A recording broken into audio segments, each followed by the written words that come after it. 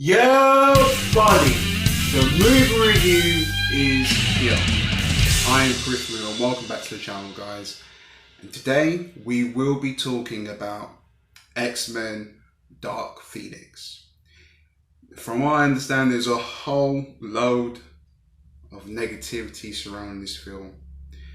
And first of all, let's just talk about before we talk about the film, I hope that you're having a great day, and I'm happy that you are here on the channel. And just as another disclaimer, we are on the road to 100 subscribers, and if you haven't noticed, or if you're new to the channel, there's all types of content here, tribute reactions, trailer reactions, movie reviews. So this is the place to be for all your filmmaking content. So I would be gratefully appreciative that you're here, and if you, by all means, subscribe, because there's going to be plenty of videos in the future as well.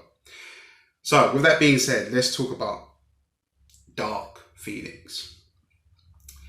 And look, let's just talk about the positives, because there's very few positives, sadly, with this film. I have to say, one of the things they got, I think that they got incredibly correct was, in my opinion, was the relationship between Xavier and Jean. I think when you really boil it down, I don't think that they could have done any better than what they did. And you know, the whole aspect of Xavier taking in Jean Grey and making him one of his own, with the whole law of the school, the academy there. You know, you have to appreciate good writing when you see it. You know, so there's my compliment there. I think that the relationship between those two characters worked. And you know, James McAvoy as an actor, he is always bringing his A game to whatever scene that he's doing, and I applaud him. I also think Sophie Turner done an okay job with the substance that she was given, or the material, I'd rather say. But yeah, there's not really much you can delve in there. I think another great talking point is that I actually believe that what Simon Kimberg got right with this film was that you know, the dynamic of the team, their power settings. I think he done an exceptional job there. You know, we've never really seen Xavier use his powers in battle, really. He's always kind of been that character where he's always been left as that character behind the scenes, overseeing the team, telling them what to do, using his telepathy and all these psychic abilities, you know. But in this, we actually get to see him use it on another person, and you know, they'll pass out. And I think all those scenes were directed well. And another two talking points that I'll say that was that the film got right. I'd say, because when this movie started, my friend next to me turned around and said to me, the music is amazing. And below and behold, after, when we got to the credits, we found out that it was Hans Zimmer. So I think, if anything, there was certain aspects of the acting and the actual, the track of this film that maybe saved the film in a way, because if those things didn't measure up, there would have been a complete capitulation with this film. It would have really crumbled. And another good standing point was the train sequence. That was very good, very well directed. There's a lot of people out there that say they didn't like it, and whatnot. But look, that whole scene entirely was a complete reshoot. You know, it was never meant to be in the film whatsoever. And you know, look, props to Simon Kimberg from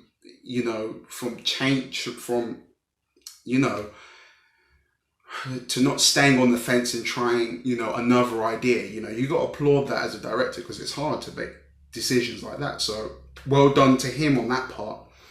But now, let's now talk about the negatives. And now, and I think what we're going to do with this movie, we're going to make this a mullet style video. So I've talked about the good parts and whatnot, but when it's all and another thing, just to, before I start talking spoilers, the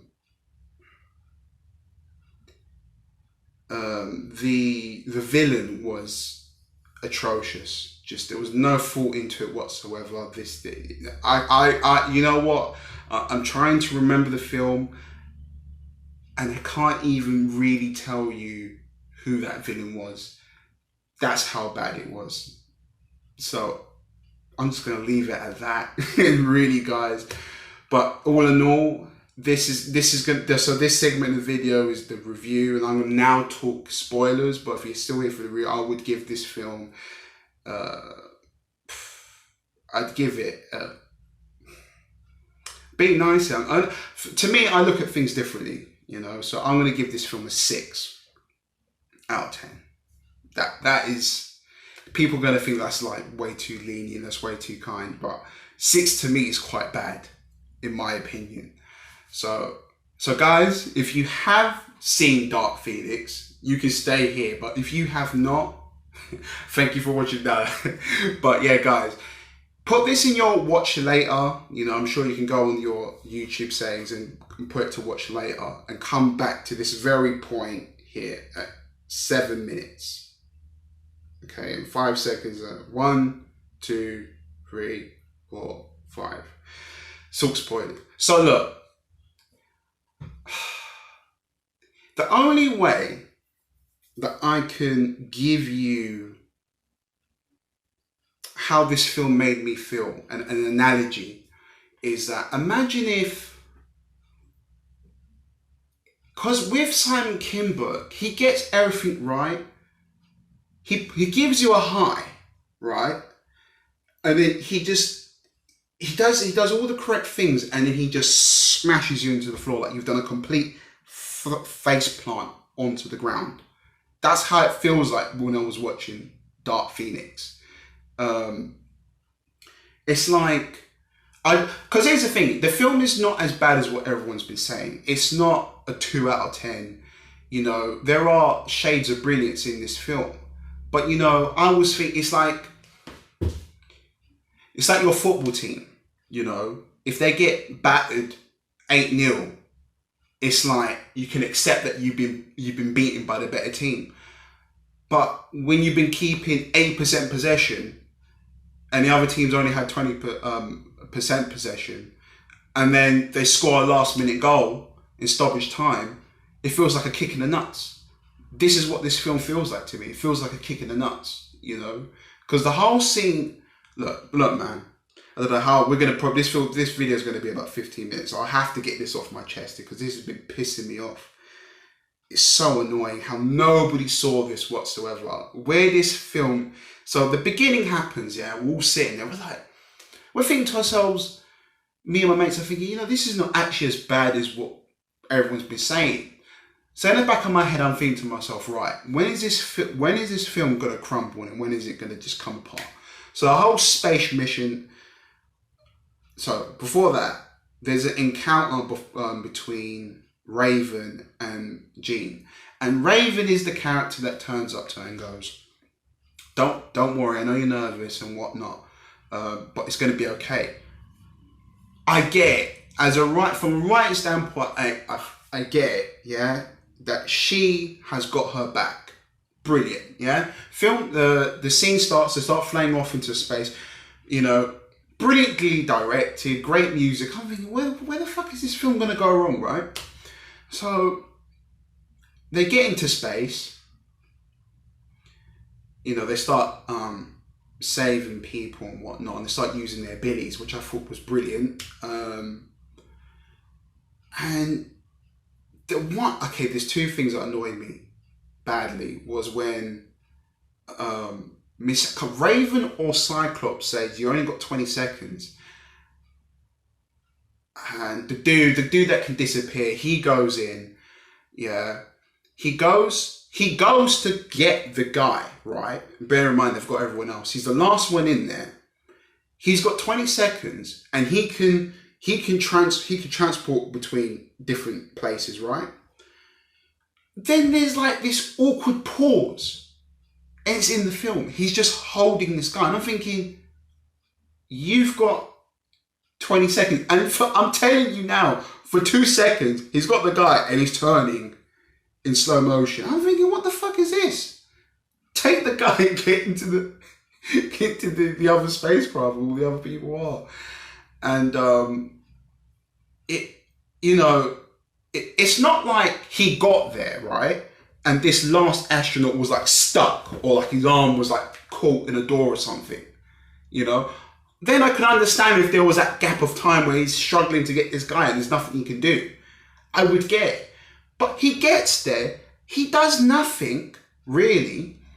He transports back into the other spacecraft where the X-Men are.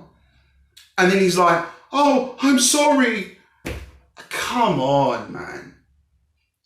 There is better directing in a short film with no budget. I'm being deadly honest. There just is.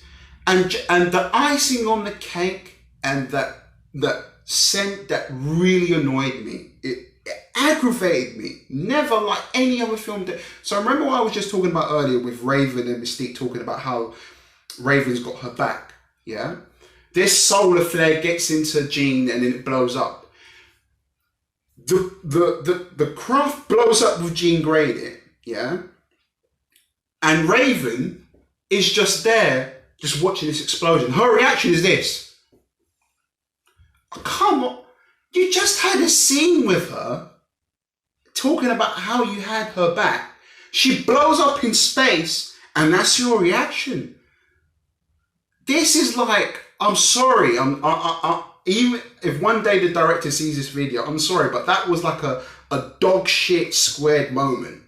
Yeah, you can't do that. You don't give people a reason to hate on your film, you know. And it just, you know what it is? It baffles me. It fucking baffles me how they couldn't see that moment in the editing room or in rehearsals and thinks, wait, hold on a second. Why is Raven reacting like that? It blows my mind. It actually blows my mind. Like, guys, please tell me what your reaction was to that, because that was like, oh, okay then, well, I can see why people dislike this film. It's sad because I was rooting for the film. I was thinking, well, what was the bad thing about this film? And then that happens. Lord, give me strength, man, honestly. And then another point, just to piss people off even more, we have the whole scene of now Mystique is like, oh, you know, we got all the women out here doing all your work and blah blah blah. If it shouldn't, you know, it shouldn't be X-Men, it should be called X-Women. And I was just like, it doesn't. Listen, yeah, I'm all for equality. Yeah, I'm all for it. Yeah, but you wouldn't go up to somebody. Yeah, for example, if I went up to you and I went, you're bad and I'm good, that wouldn't make sense personally, because, you know, to me, actions speak louder than words all the time. And it's just, you know, with everything with identity politics and agendas, you're giving leeway to the fire now. You're giving people the ammunition for them to come at your film.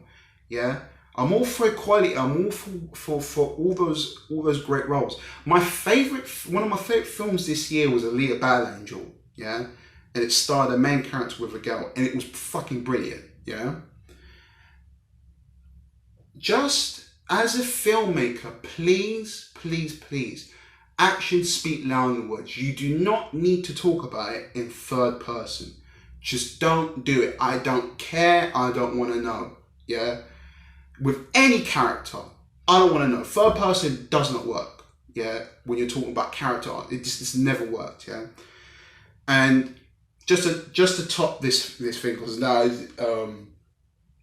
just to top it all off, really, is that villain was just like, in a way, what could they have done?